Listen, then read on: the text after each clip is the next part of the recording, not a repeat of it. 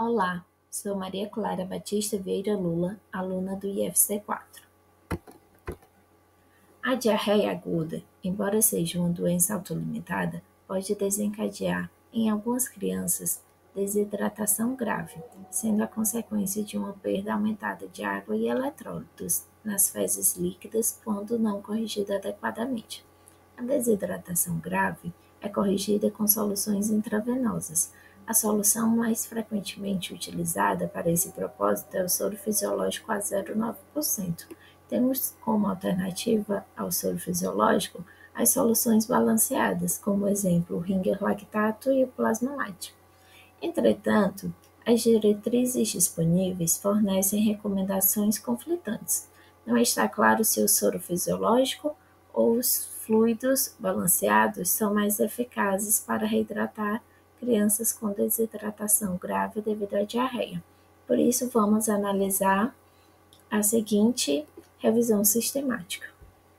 A revisão sistemática que estamos analisando tem como pergunta clínica a seguinte: qual a eficácia das soluções cristalóides balanceadas em comparação com a solução salina a 0,9% no tratamento de crianças gravemente desidratadas devido à diarreia aguda? O artigo que vamos analisar está disponível na biblioteca da Cochrane. Vamos analisar a estratégia PICO deste artigo. Esse artigo tem como população crianças com desidratação grave devido à diarreia aguda. As intervenções que serão feitas são fazer soluções cristalóides balanceadas. A comparação vai ser feita com a solução salina a 0,9%. O desfecho será analisar o tempo de internação, a mortalidade, a necessidade de fluidos adicionais, a correção de distúrbios ácidos-base e eventos adversos. O objetivo desta revisão é avaliar os benefícios e os malefícios das soluções balanceadas para a reidratação rápida em crianças com desidratação grave devido à diarreia aguda, comparando-as com a solução salina a 0,9%. A metodologia desta revisão é a seguinte: os estudos selecionados foram incluídos 5 estudos randomizados controlados, totalizando um total de 465 crianças de amostra. Os tipos de participantes: crianças de 1 mês a 18 anos diagnosticadas com diarreia aguda e desidratação grave, tratadas em unidades de emergência.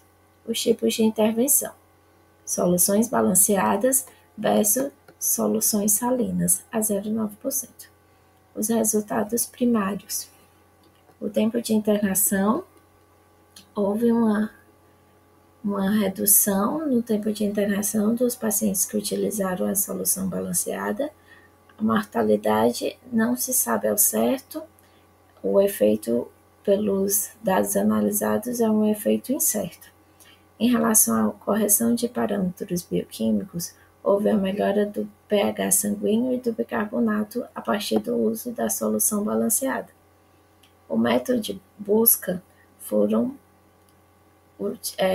buscar em bases eletrônicas de dados acadêmicos, além de busca manual e contato com autores para obtenção de estudos não publicados. A partir disso, a gente pode ver o fluxograma Prisma desta revisão. O fluxograma Prisma ele foi utilizado para mapear o processo de seleção do estudo. A partir disso, ele descreve as etapas de busca, triagem, elegibilidade e inclusão dos estudos. Ele é essencial para garantir transparência da seleção dos artigos analisados e minimizar os viés. Foram identificados 733 estudos nas bases de dados e 5 estudos a partir de busca manual.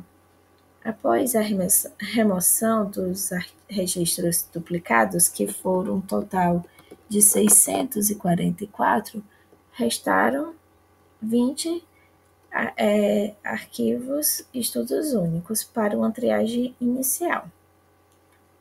Esses 20 artigos foram analisados totalmente, foram feita a leitura completa. A partir da leitura completa, 11 desses artigos foram excluídos, 5 devidos à comparação não correspondente, 4 por conta da intervenção que não é correspondente, 1 por conta da população não ser correspondente e outro por ter suspeita de má conduta científica. Dessa forma, restaram um total de 5 artigos, 9 por conta dos de busca manual.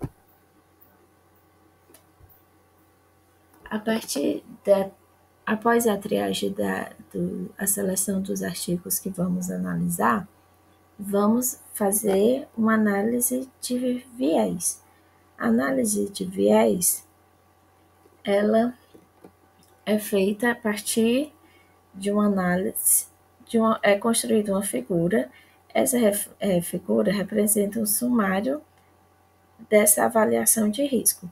Cada linha representa um estudo específico e cada coluna avalia um critério de viés. Temos 3 cores diferentes para identificar esses estudos. O verde quer dizer baixo risco de viés, quer dizer que o estudo atendeu adequadamente ao critério. Amarelo diz risco incerto, há incerteza na metodologia ou faltam detalhes. O vermelho já quer dizer que há um alto risco de viés, ou seja, o estudo apresentou falhas metodológicas que podem comprometer os resultados. Neste caso dessa revisão sistemática, os critérios avaliados foram os seguintes: geração da sequência aleatória. Nesse caso, a maioria dos estudos recebeu baixo risco, tendo apenas um com risco intermediário, na cor amarela. Em relação à ocultação da alocação, alguns estudos apresentaram risco incerto, representado pela cor amarela, sugerindo falta de informações claras sobre a alocação, sobre como a alocação foi feita. Já em relação ao critério de cegamento de participantes e equipe, alguns estudos apresentam a cor amarela, ou seja, há incerteza sobre esses estudos. Já em relação ao cegamento da avaliação dos desfechos, alguns estudos também receberam a cor amarela, ou seja, há um risco incerto, sugerindo que os avaliadores podem ter tido acesso a informações sobre os grupos. Já no critério de dados de desfechos incompletos, todos os estudos foram verdes, ou seja, todos têm baixo risco de viés. Já em relação ao relato seletivo dos resultados, um dos estudos foi classificado como alto risco de viés, identificado na cor vermelha, indicando que alguns resultados podem não ter sido totalmente reportados. Agora, em relação ao último critério, que são outros vieses, 3 estudos apresentaram alto risco de viés, o que pode levar a estimativas imprecisas. Agora, vamos entrar na parte do GRADE. O GRADE é um sistema utilizado para avaliar a qualidade das evidências e classificar a forma das recomendações em revisão e classificar a força das recomendações e revisões sistemáticas. Ela ajuda a entender quão confiáveis são os resultados encontrados nos estudos. O grau de evidência pode variar, pode ser alto, moderado, baixo e muito baixo. E cada um deles tem um significado, como é visto na tabela, a tabela que a gente está vendo. No caso do alto, quer dizer que tem pouca chance de mudanças com os novos estudos. Moderada evidência quer dizer que novas pesquisas podem impactar as conclusões. Baixa evidência quer dizer que há alta incerteza sobre os resultados. Muito baixa quer dizer que dúvidas substanciais sobre os achados. Esta revisão sistemática que a gente está analisando, o grade dela é este. Pode-se dizer que é uma revisão de qualidade geral considerada moderada a baixa, devido ao risco de viés nos estudos incluídos. Agora vamos analisar os resultados. Os desfechos primários estão dispostos nas tabelas de 1 a 8. Em relação a essa primeira tabela, vamos analisar o tempo de hospitalização. Vamos ver. O gráfico, ele mostra que há uma diferença média de tempo de internação entre 0,33 e 0,59 dias. O intervalo de confiança não atravessa o zero, como a gente pode ver.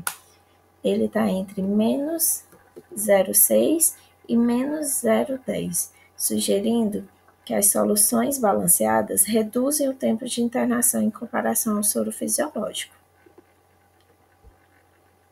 A segunda tabela analisa a mortalidade durante a hospitalização. O risco relativo mostra que não há diferença significativa entre as duas soluções. O intervalo de confiança é muito amplo, indicando incerteza sobre o efeito da solução balanceada em relação à solução fisiológica, ao soro fisiológico. A terceira tabela, vamos analisar a necessidade de fluidos adicionais. Percebemos que a diferença média entre os grupos é 0,67, tendo como intervalo de confiança 0,26 a 1,72, sendo que este atravessa o zero, não indicando diferença entre as duas. Já a outra tabela, a gente vai analisar a quantidade total de fluidos recebido. A diferença média no volume dos líquidos foi de menos 0,61, favorecendo as soluções balanceadas. O intervalo de confiança atravessa o zero, sendo um intervalo bastante longo.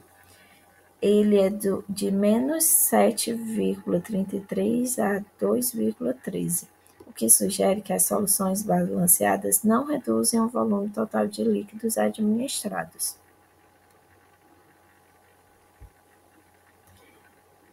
A quinta tabela que vamos analisar é o pH final após a correção. A diferença média entre os grupos foi de 0,06 e o intervalo de confiança é de 0,03 a 0,09. É um intervalo muito estreito, indicando que há uma robustez no efeito, sugerindo que as soluções balanceadas aumentam ligeiramente o pH após a correção. A próxima tabela, vamos analisar o nível de bicarbonato após a correção. A diferença média entre os grupos é 2,44. O intervalo de confiança varia de 0,92 a 4,50. É um intervalo de confiança bastante amplo, indicando incerteza.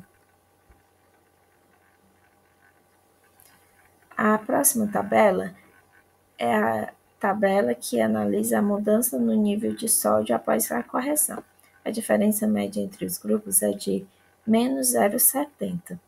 O intervalo de confiança é entre menos 2,9 a 1,5. sendo esse intervalo de confiança amplo e atravessando o zero, ou seja, não podemos concluir que haja diferença significativa entre as soluções. Na tabela 1.8, vamos analisar se houve mudança no nível de potássio após a correção. Podemos ver que a diferença média entre os grupos é zero, ou seja, indica que não há diferença significativa na alteração do potássio entre as soluções, tanto a balanceada quanto o soro fisiológico. Na tabela seguinte, a 1.9, vamos analisar a mudança no nível de creatinina após a correção. A diferença média entre os dois grupos é de 0,1.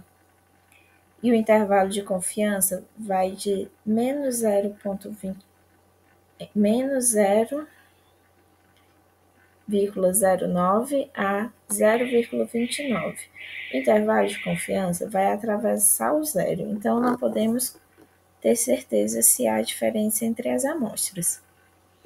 Já na próxima tabela, vamos ver se há algum indício de que há lesão renal aguda a qualquer momento.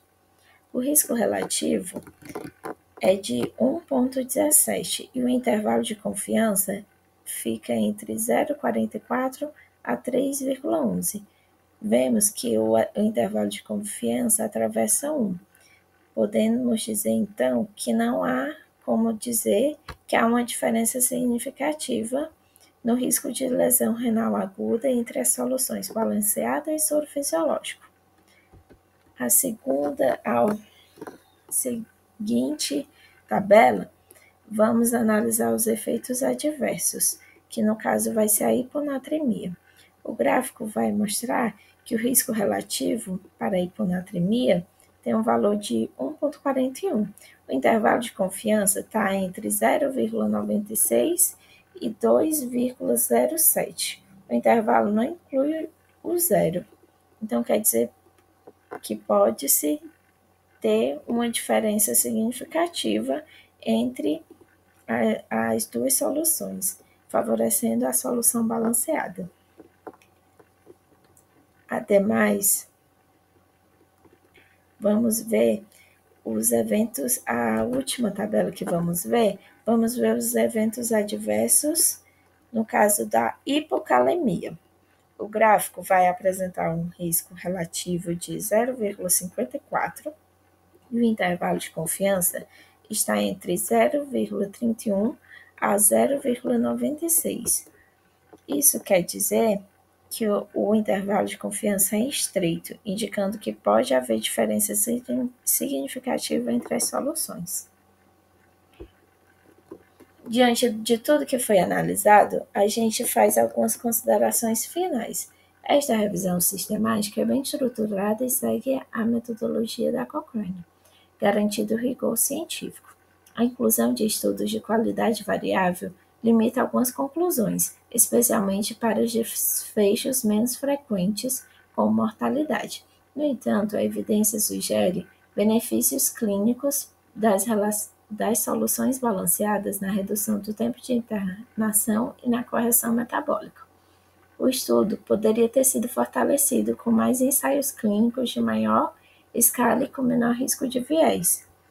No geral, é uma revisão útil para orientar futuras pesquisas e políticas clínicas. Obrigada.